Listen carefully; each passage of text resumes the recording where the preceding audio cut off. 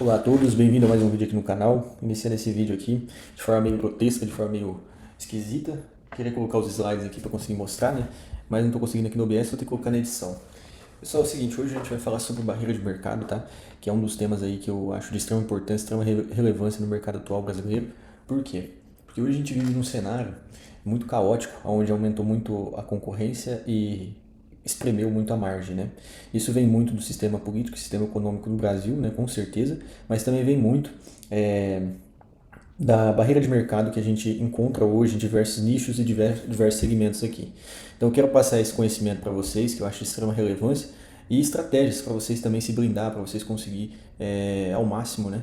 O que eu também estou aplicando aqui na minha operação, no meu negócio, para conseguir se blindar e conseguir proteger a nossa margem, proteger o nosso crescimento e a nossa empresa. Fechou? Eu peguei todo esse conhecimento, toda essa inspiração que eu tive para esse vídeo foi lá do canal do Bruno Contígio. Ele fez um vídeo excelente, onde o pessoal estava reclamando bastante, principalmente o pessoal de e-commerce e marketplace. Para você que trabalha nesses canais de venda, é de extrema relevância que você tenha ao seu redor bons produtores de conteúdo, tá? Então eu indico para vocês aí o Bruno Contígio, do Oni Canal, um excelente produtor de conteúdo. Vou deixar aqui também embaixo na descrição um vídeo excelente, onde ele produziu com... não lembro o nome do camarada, mas ele é um economista e um advogado, que não tem de cabelo, ele tem de conhecimento, excelente, falando sobre a reforma tributária ali, que querendo ou não, é algo extremamente caótico aqui no nosso país. Cara, inacreditável, eu começar a gravar aqui o negócio começa a pegar fogo. Se nem os caras que estudam isso ao pé da letra ali, ficam o dia inteiro estudando isso, sabem o que está acontecendo, imagina a gente, né? Outra inspiração que eu tive foi uma conversa que eu tive num casamento semana passada de um amigo meu. Tava conversando com um camarada que ele trabalha numa importadora, e aí ele me falou o seguinte, falou, cara, eu acredito que nossa empresa, a empresa dele ali de importa produtos automotivos, tem no máximo uns 10 anos de vida. Eu falei, caraca, velho, 10 anos de vida, uma empresa de 20 anos de mercado, estranho, né?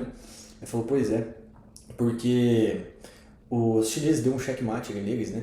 E é muito comum a gente ver hoje isso acontecendo nas empresas aqui no Brasil, principalmente as importadoras, porque o país, a colônia brasileira, né, dá liberdade para a China tomar essas estratégias, que é a seguinte, qual que é o checkmate? A empresa chinesa simplesmente chega na importadora aqui no Brasil, que já dominou o mercado, né, que já construiu um mercado para eles, já tem os clientes, já tem tudo, o mato cortado, né, vamos se dizer. Eles chegam e falam, ó, a partir de hoje, ou vocês vendem uma grande porcentagem da sua empresa para a gente, ou seja, eu vou ser o seu sócio forçado, um estilo de franquia, né, forçada. Aí você vai ter que, além de comprar os produtos apenas desse fornecedor, você vai ter que também pagar royalties, pagar uma porcentagem para ele dos lucros, fazer aquela divisão de lucros injusta, né? Ou a gente para de fornecer para vocês e, consequentemente, isso não é óbvio, não é falado, mas eles vão entrar no mercado igual pata de elefante, sair destruindo tudo e todos. Porque isso aí é uma estratégia bem comum do mercado chinês, é uma estratégia bem comum, é uma política bem comum das empresas chinesas, né?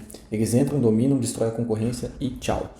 Então aí foi um dos insights e das inspirações que eu tive, tá? Então, exatamente por esse cenário estar montado, pela essa dominação chinesa, por essa avalanche de marketplaces que vem aí, de e-commerces crescendo, né? Na real, os marketplaces hoje estão cagando para os vendedores, essa é a grande verdade. A China vem forte aí, dominando com Temu, Shein, Shopee, diversos outros marketplaces dominando esse mercado. E o Mercado Livre está cada vez mais em pé de não desespero, mas em pé de acelerar sua estratégia de dominação também aqui na América, que já é bem forte. E tem um vídeo que eu fiz aqui, eu vou deixar até linkado, muito interessante, onde eu falo que o Mercado Livre cuspiu na cara dos vendedores, né?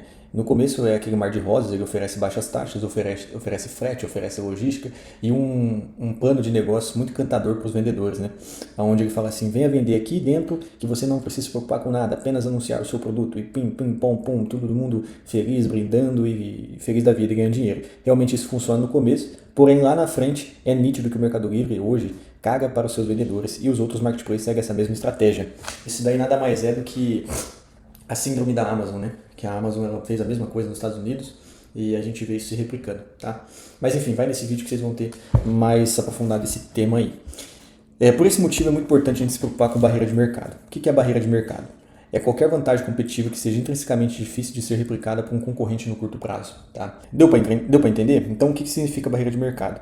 É o nível de dificuldade que os seus concorrentes vão ter para entrar e para competir contigo. Tá? E o que isso afeta? Isso afeta diretamente a sua margem, isso afeta diretamente a sua dominância de mercado, isso afeta diretamente a sua vida útil no mercado. Tá? Um mercado que tem barreira de mercado baixa é necessário ou que você saiba se diferenciar por alguma outra via ou que você busque formas de proteger, né, a sua margem, de proteger o seu mercado. Caso contrário, logo logo você estará sufocado, tá bom? E sendo bem direto ao ponto, algumas estratégias de proteção que eu estou buscando utilizar e que eu vejo como possibilidade no cenário atual brasileiro, no mercado atual brasileiro, seja de venda online ou seja de venda física, não sei qual mercado que você está, mas eu acredito que todos esses pontos e todas essas estratégias se encaixam perfeitamente. São, a primeira, marca própria ou private label, tá? Por que marca própria? Porque é muito comum a gente ver um produto, quer dizer, dois produtos iguais, só que com dois produtos diferentes, de marca diferente, mas porém com o mesmo fabricante. Isso é muito comum a gente ver. Isso se chama private label, tá? Onde é terceirizado a produção desse produto para uma indústria e essa indústria simplesmente rotula com a sua marca, tá? Com o seu brand, com a sua identidade exclusiva.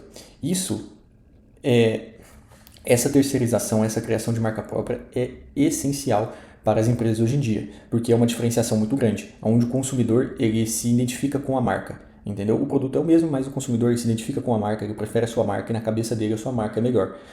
Seja por estratégia de marketing que você utilizou, seja por, não sei, a narrativa que você criou em cima do seu produto. Isso te dá mais liberdade, isso te dá mais crescimento e isso te dá também uma possibilidade de aumento de margem, tá? Segundo ponto, fabricação própria. Também uma estratégia muito, muito boa para quem tem um capital, para quem tem também a possibilidade de conseguir produzir esse produto que vende. Não é todo mundo, porque a gente sabe que aqui no Brasil o processo de produção, o processo de industrialização é extremamente caótico.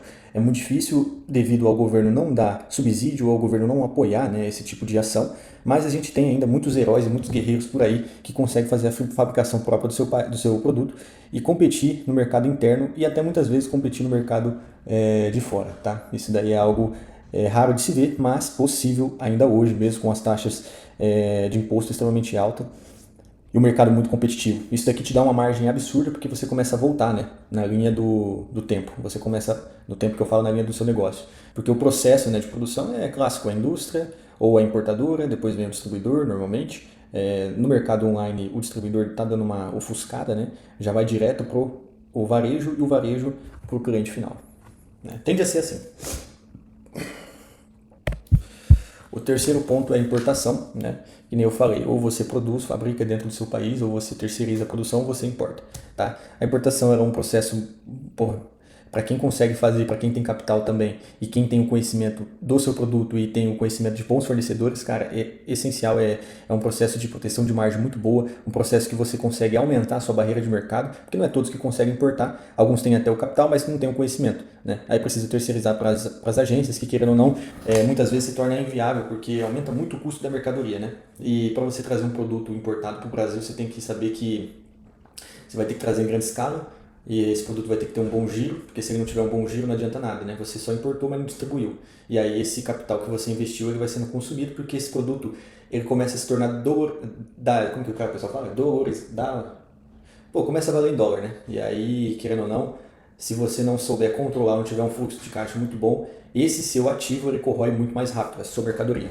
Tá? Mas enfim, é uma opção muito boa. Aí tem dentro da importação, tem importação profissional, tem a importação madura, né? Que hoje muitas plataformas, principalmente a plataforma de e-commerce não, de venda online, como tem aquela Joom Pro, né, se eu não me engano, eles fazem esse estilo de importação simplificada, onde você vai lá, seleciona o produto e tal, aí você paga eles conseguem até mesmo, muitas vezes, fazer com que você pague 50-50, alguma coisa assim, que é difícil no começo da importação, mas normalmente você tem que pagar à vista, né? Porque você não tem nenhum vínculo de relacionamento com o chinês lá, mas com essas plataformas eles são meio como um intermediário, né? Então torna mais possível a importação. E tem a importação onde você coloca sua marca própria, que eles têm um nome que eu esqueci agora, mas você coloca a sua marca própria, você pede só para o chinês produzir o produto e colocar a sua marca, né? Que é aí uma estratégia mais profissional, uma estratégia mais duradoura no meu ponto de vista. E por fim, a última aqui é parcerias estratégicas, né? Aqui é onde você já tem que estar no mercado já há um bom tempo, já tem que ter construído um relacionamento bacana com o seu fornecedor aqui, seja nacional ou de fora, e fazer esses acordos de exclusividade, tá? É que nem aquele parceiro que eu comentei no começo do vídeo aí, que eu estava conversando no casamento, onde a empresa dele já estava 20 anos no mercado, e isso já dava para ele isso já dava para ele uma possibilidade de realizar um acordo ali, né, com essa empresa, com essa indústria chinesa de exclusividade, aonde ele protegeu a empresa dele, seja por 10 anos, seja por quantos anos for, mas protegeu, né, onde ele ia dar exclusividade de compra para aquela indústria e só ele poderia trazer essa marca aqui para dentro do Brasil. Isso é muito comum nas importadoras, tá? É muito comum você querer um produto ali que é muito bom, só que essa marca ela já está com exclusividade de um importador aqui dentro do país. Isso é uma estratégia que cada vez está sendo mais rara de se ver, mas ainda existe, tá? E se você tem a possibilidade, é excelente. Ou até mesmo indústrias nacionais, né, que você pode, uma indústria pequena, uma indústria que não é muito grande, que existe aqui dentro do país, que você pode oferecer ali para eles um acordo de exclusividade e muitas aceitam para seja você vender online ou seja para você vender aí, sei lá, fazer um processo de distribuição para eles. Então eu expliquei para vocês o que é barreira de mercado, expliquei para vocês a estratégia que vocês podem utilizar para a proteção da sua margem, para a proteção do seu negócio. E são estratégias que eu vejo e eu, né, ao máximo, estou tentando aplicar aqui no meu negócio. Claro que não é algo muito simples, mas é aquilo que fala, né? O que vem fácil vai fácil, então você tem que buscar sempre o que vai te dar longevidade no mercado, tá bom? E o que eu vejo hoje, qual que é a minha visão de futuro, né? E o que eu vejo, né? Minha visão de futuro aí no mercado brasileiro, esse mercado meio caótico que a gente vive. Eu vejo o fim dos amadores, então as pessoas realmente que trabalham de forma antiprofissional, as pessoas que não buscam ou não né? Aqui a gente tem muito aquele costume de empreendedor raiz, né, cara, que tipo assim, o cara é só operacional, né, o cara não foca ali em aprender, em se atualizar no mercado, em buscar, né, novas estratégias ou mesmo o acha que só o prego e o martelo vai resolver, né? Só aquele trabalho duro, mas infelizmente isso acabou, tá bom? A gente vê muitas pessoas que conquistou as coisas ralando duro lá atrás, realmente regaçando as mangas, se vendo no mercado que cada vez vai se profissionalizando mais e mais difícil de você conseguir uma fatia do bolo. Aí aqui também eu vejo, essa palavra é uma merda, cara, de falar, omnicanalidade, eu acho que é isso, mas é nada mais do que você, é aquela famosa frase que todo mundo fala, nunca colocar os ovos numa cesta só, né? Então, nunca depender de um único marketplace, nunca depender de um único canal de venda, nunca depender de uma única fonte dentro do seu negócio, sempre ter diversificações, diversos canais de vendas, isso vai te dar longevidade sem dúvida, porque normalmente um vai estar mais escalado que o outro, mas você sempre vai estar tendo um fluxo, né? Isso que é o importante. E por fim, essa parte é um pouco delicada para quem vende só em marketplace, porque a experiência do cliente é algo que você não consegue entregar muito, porque o cliente não é teu, o cliente é do marketplace. Muitas empresas que têm a possibilidade hoje, né, estão tentando ao máximo resgatar esses clientes ou tentar pegar alguma forma de contato desse cliente e passar para o seu canal de venda que ela domina, seja e-commerce, seja, né, venda WhatsApp, enfim. Isso é bom, tá? Porque você consegue ter um controle da experiência do cliente. Você, querendo ou não, domina ou tem esse cliente para você dentro da sua base, que é um ativo muito importante, tá bom? Então, tentar ao máximo melhorar a experiência do cliente como um todo. Esse foi o vídeo, esse foi o conteúdo que eu queria passar para vocês hoje, tá? Vou deixar aqui embaixo também o link do meu Substack. Substack, para quem não conhece, é uma baita ferramenta, cara. É uma rede social muito bacana que vem se formando aí. É como se fosse um modelo de revista, né? E lá normalmente eu coloco a newsletter, né? Colocando as informações que eu acho bacana, que eu fui coletando aí durante a semana. Fechou? Então vai lá que é gratuito. Um abraço, até o próximo vídeo.